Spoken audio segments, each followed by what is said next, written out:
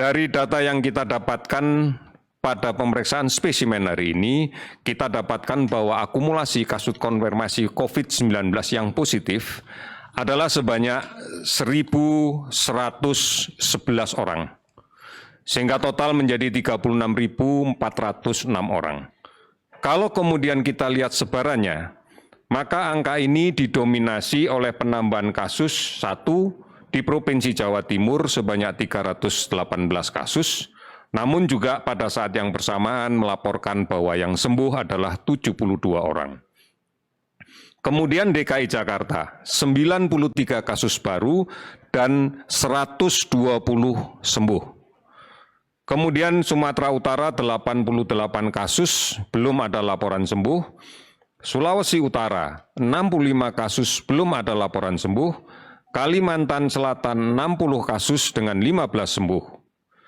Kemudian ada 14 provinsi dengan kenaikan kasus di bawah 10. Bahkan 6 provinsi melaporkan tidak ada kenaikan sama sekali. Beberapa provinsi dengan kasus yang lebih banyak yang sembuh dibanding kasus positif, diantaranya Sulawesi Selatan. Hari ini melaporkan 58 kasus, namun dilaporkan juga 73 sembuh.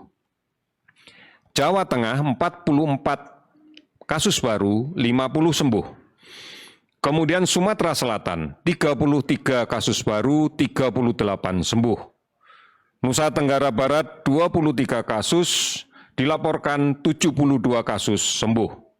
Jawa Barat 19 kasus positif baru, 41 sembuh. Sumatera Barat 10 kasus baru, 15 sembuh. Kalimantan Timur 8 kasus baru, 11 sembuh. Ini adalah bukti bahwa memang sekarang persentase kesembuhan jauh lebih tinggi dibanding dengan kematian. Kalau kita perhatikan data akumulasi sampai dengan kondisi saat ini, 35,8% sembuh, sedangkan kematian berada di kisaran 5,67%. Saudara-saudara, kasus sembuh total untuk hari ini sebanyak 577, sehingga kemudian total bisa menjadi 13.213. Meninggal 48, total menjadi 2.048.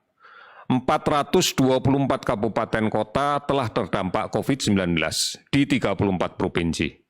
Sementara orang dalam pemantauan yang dilakukan sampai dengan saat ini akumulasinya ada 37.538, sementara pasien yang dalam pengawasan adalah sebanyak 13.923 orang.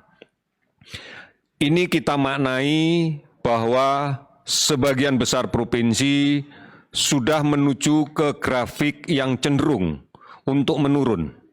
Bahkan banyak yang kemudian dalam beberapa hari terakhir ini tidak dilaporkan ada kasus baru. Pemeriksaan laboratorium yang secara masif kita lakukan, kemudian kontak tracing yang secara agresif kita lakukan, inilah yang kemudian menggambarkan banyaknya kasus positif yang didapatkan, serta kemudian banyaknya kasus sembuh yang bisa kita laporkan. Saudara-saudara, kita tidak bisa melihat seluruh permasalahan COVID-19 di wilayah tanah air ini dalam satu perspektif data yang sama. Berbagai macam perbedaan pasti akan kita dapatkan, baik terkait dengan risiko maupun terkait dengan kepadatan penduduk. Inilah yang kemudian tidak mungkin kita membandingkan secara langsung antara kondisi negara kita yang demikian luas dengan kepulauan dan jumlah penduduk yang demikian padat serta sebarannya yang tidak merata, sama dengan negara-negara yang relatif berupa satu daratan dengan penduduk yang relatif sedikit. Inilah kajian yang harus kita lakukan setiap saat, sehingga kebijakan yang dibuat pun juga tidak bisa general berlaku untuk keseluruhan. Ini yang harus kita pahami. Oleh karena itu, pengendalian kita semuanya menjadi faktor penting untuk menentukan keberhasilan penanganan COVID-19 ini.